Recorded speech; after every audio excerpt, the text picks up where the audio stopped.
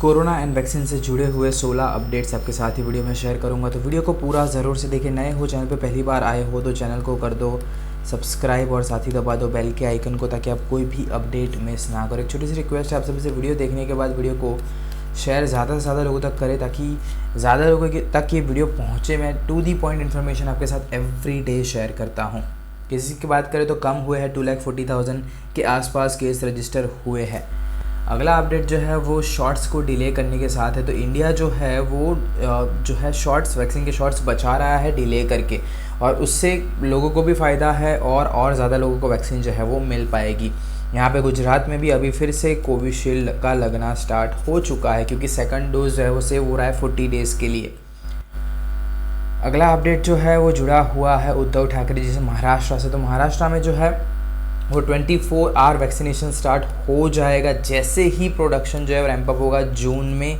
अब यहाँ पे जून में ऐसा होगा कि नहीं वो जानना ज़रूरी, क्योंकि अरविंद केजरीवाल जी कह रहे थे कि भाई जून में उनको सिर्फ 18 लाख डोजेस के आसपास, कुछ 8 लाख या 10 लाख डोजेस के आसपास मिलने वाले। 18 लाख तो नहीं थे, 18 लाख तो उन्हें ये महीने मिले हैं। तो देखते हैं कि एग्जैक्टली महाराष्ट्र को भी डोजेस ज़्यादा मिलते हैं या नहीं।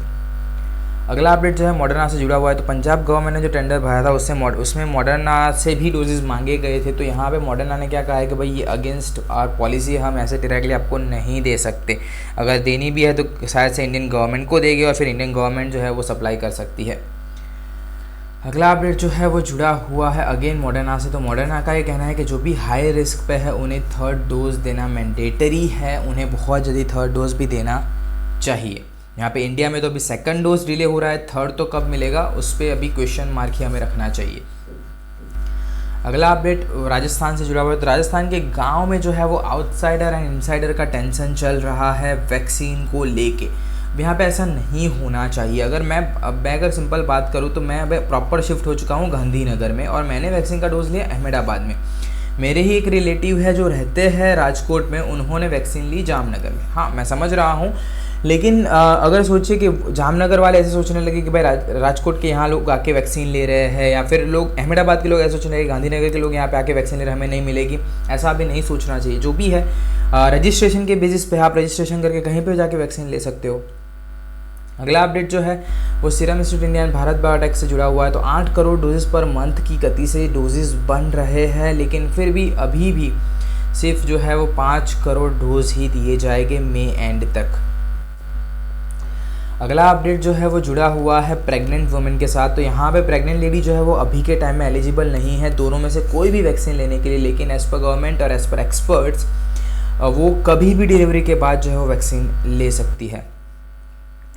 अगला अपडेट जो है वो जुड़ा हुआ है कि क्यों इंडिया वैक्सीन सप्लाई को एक्सपोर्ट को बंद नहीं कर सकता है। एक चीज़ समझने की कोशिश आप सबको करनी पड़ेगी। मुझे भी नहीं पसंद आ रहा है कि भाई इंडिया जो है वो वैक्सीन को एक्सपोर्ट करे। अब तक जो है वो 20 से ज़्यादा कंट्री में वैक्सीन भेज चुका है। नहीं भेजनी चाहिए थी, मैं भी मान रहा हूँ, लेकिन जो वैक्सीन है ये कोविशील्ड, ये मेक इन इंडिया है, ये 100% born and brought up in India नहीं है।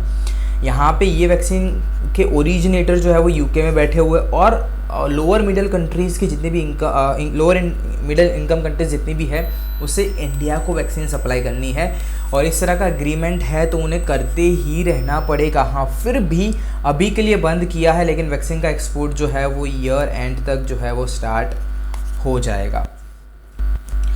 डॉक्टर रेड्डीज से जुड़ा हुआ अगले अपडेट है। तो फार्मा कंपनी जो है doctor Reddy's laboratory Sputnik V जो इंडिया में लेके आई, यही कंपनी है, तो वो एक और कोविड ट्रीटमेंट पे काम कर रहे हैं जो with in few months market में आ जाएगी। अभी कौन सी ट्रीटमेंट है उसके बारे में हाईलाइट नहीं दी गई है, लेकिन फ्यू मंथ्स अभी भी बचे हुए, तो शायद से हम एक्सपेक्ट कर सकते हैं कि ईयर एंड तक जो है ये ट्रीटमेंट के बारे में भी हमें पता चल जाए। अगला अपडेट जो है वो राजस्थान से जुड़ा हुआ है। तो ट्रैवलिंग, अगर आप राजस्थान में ट्रैवल कर रहे हो तो RT-PCR टेस्ट आपका मैंडेटरी हो जाएगा, या फिर आपको 15 डेज़ जो है वो क्वारंटाइन करना पड़ेगा। ज़्यादा है, लेकिन रूल्स तो रूल है भाई। अशोक गहलोत जी है तो उन्होंने ये रूल बनाया है। RT-PCR करवाना मोर प्रेफरेबल रहेगा 15 डेज़ क्वारंटाइन से। अगला अपडेट जो है वो जुड़ा हुआ है वॉक इन वैक्सीनेशन के साथ। तो यहाँ पे मई 24 मतलब कल से, ये मैं वीडियो रिकॉर्ड कर रहा हूँ 23 को, तो कल से लेके 26 तक जो है यहाँ पे वैक्सीनेशन जो है वो होने वाली है, और वो भी होगी वॉक इन, लेकिन वो सिर्फ और सिर्फ 60+ के लिए होगी। 60 से ऊपर के जितने भी लोग हैं उन्होंने रजिस्ट्रेशन नहीं करवाया है, उन्होंने फर्स्ट डोज नहीं लिया है, तो ये एक अच्छी अपॉर्चुनिटी है आप सभी के लिए कि वॉक इन जाके आप कर सकते हो।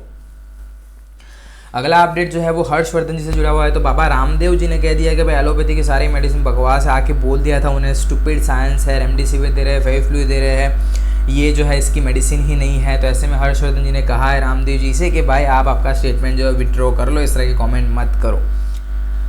अगला अपडेट जो है वो भारत बायोटेक से जुड़ा हुआ है। तो भारत बायोटेक जो है वो अपनी वैक्सीन के लिए WHO से गुहार कर रहा है कि भाई हमें आप इमरजेंसी अप्रूवल दे दो। अगर ये मिलता है तो वैक्सीन मतलब और ट्रस्ट बढ़ जाता है कि भाई WHO ने इसे इमरजेंसी अप्रूवल दे दिया है। लेकिन अभी भी जो है ना वो मैंने भी कोवैक्सीन ली है और मैं कोई बुरी बात नहीं कहना चाहूँगा, लेकिन अभी भी जो ट्रांसपेरेंट डेटा जो है ना, जैसे कि कोविशील्ड का हमारे पास है, ऐसा कोवैक्सीन का नहीं मिला है ट्रांसपेरेंट डेटा कि भाई इतनी % एफिशिएंसी निकल के आई है। अगला अपडेट जुड़ा हुआ है लॉकडाउन के साथ। दिल्ली, हरियाणा, राजस्थान एंड पौंडीचेरी में लॉकडाउन को एक्सटेंड किया गया है। लास्ट अपडेट जुड़ा हुआ है कुछ स्ट्रेंज ट्रायल के साथ। तो यहाँ पे एक ट्रायल में ऐसा पाया गया है कि डॉग्स जो है, ट्रेन डॉग्स जो होता है वो 90% ऑफ टाइम असिम्प्टोमेटिक कोरोना को भी डिटेक्ट कर लेते हैं। ये फ्यूचर में यूज़ होगा कि नहीं वो देखने वाली चीज़ है, लेकिन ये एक स्ट्रेंज लेकिन मुझे लगा कि अच्छी स्टडी है तो आपके साथ शेयर करनी चाहिए। आशा रखता हूँ आज का कोरोना वैक्सीन से जुड़ा हुआ अपडेट वीडियो आप सभी को पसंद आया होगा। आया है यहाँ तक अगर आपने वीडियो देखा है ना, तो एक लाइक का बटन तो बनता है, बहुत ज़्यादा मोटिवेशन मिलता है ऐसे ही वीडियोस आपके लिए एवरीडे बनाने के लिए। अगले वीडियो से मुलाकात होगी, तब तक के लिए जय हिंद, वंदे मातरम।